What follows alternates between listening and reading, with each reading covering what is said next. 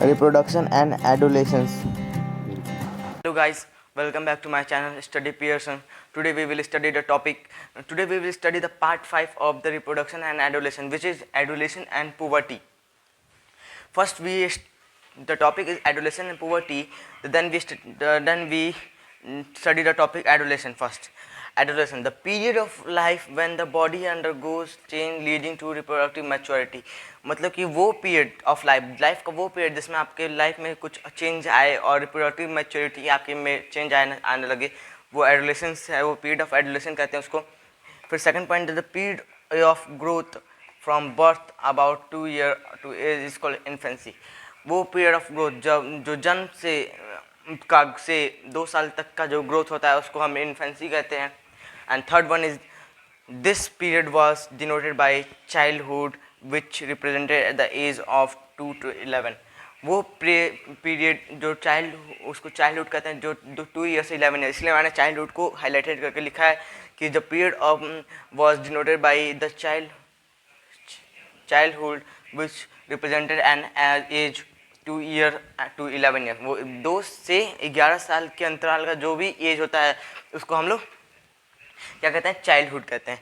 फिर उसके बाद अब आते हैं फोर्थ टॉपिक पे कि जो एडोलेसेंट जो होता है, एडोलेसेंट क्या कहते हैं, जो एज ऑफ ये पीरियड ऑफ लाइफ उस इसको एडोलेसेंस कहते हैं. उसी को उसमें होता है वो एडोलेसेंट होता है. एडोलेसेंट को हम लोग टीनेजर भी कहते हैं. टीनेजर एज जो टीन एज में मतलब कि 13 से 14 ये 17 से 16 साल के बीच का जो एज होता है उसको टीन कहते हैं. उस एज को हम लोग एडोलेसेंट कहते हैं. And the end of adolescent is beginning of adulthood.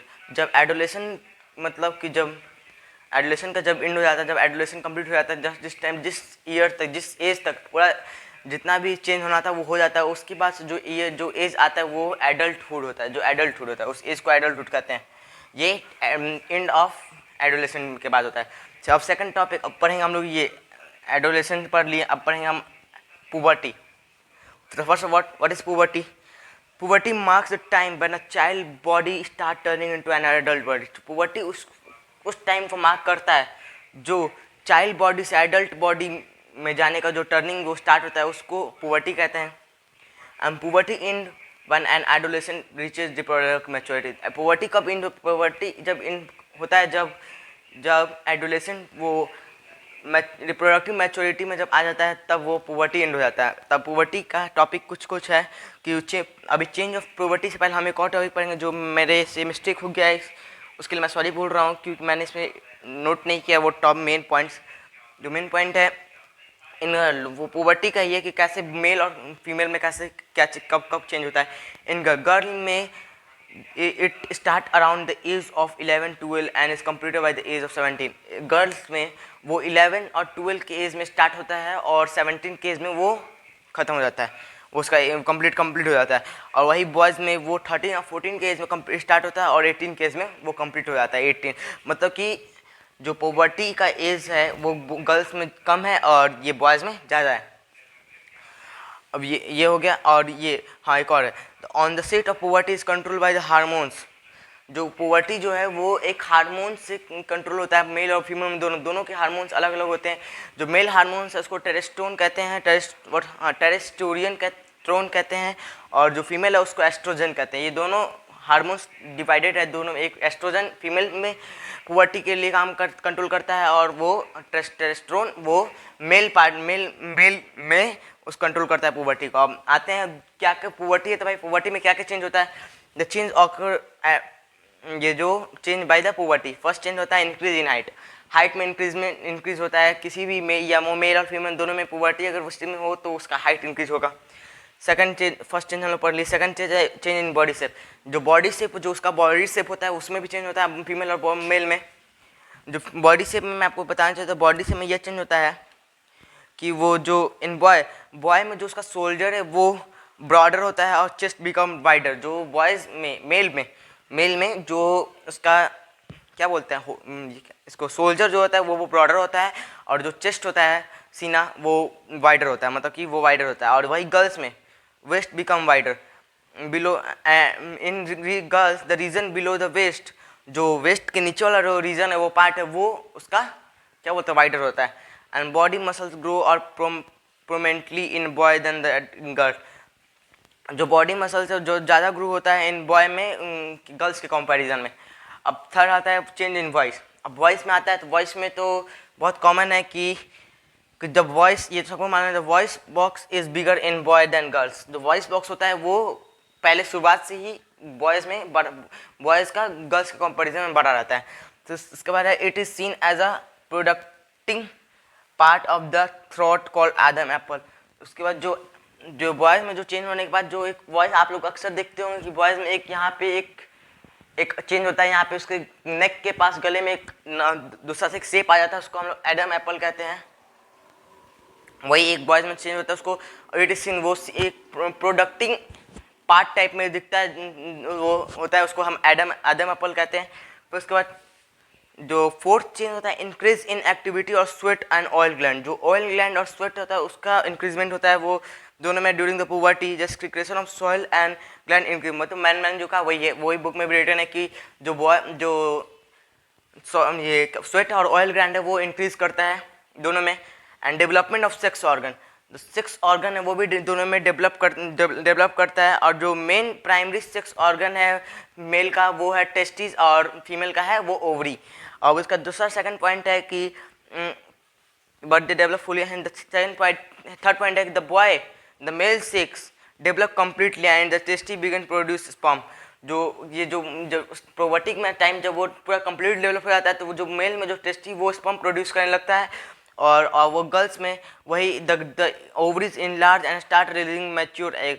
और वही उस पोवर्टी के कंप्लीट होने के बाद जो ओवरी में जो ओव्यूम होते हैं और या एग सेल भी कह सकते हैं वो रिलीजिंग स्टार्ट उसका वो रिलीज स्टार्ट हो जाता है, उसको स्टार्ट रिलीजिंग हो जाता है. और मैच्योर एग को वो रिलीज करना स्टार्ट कर देता है ओव्यूम वो ओवरी.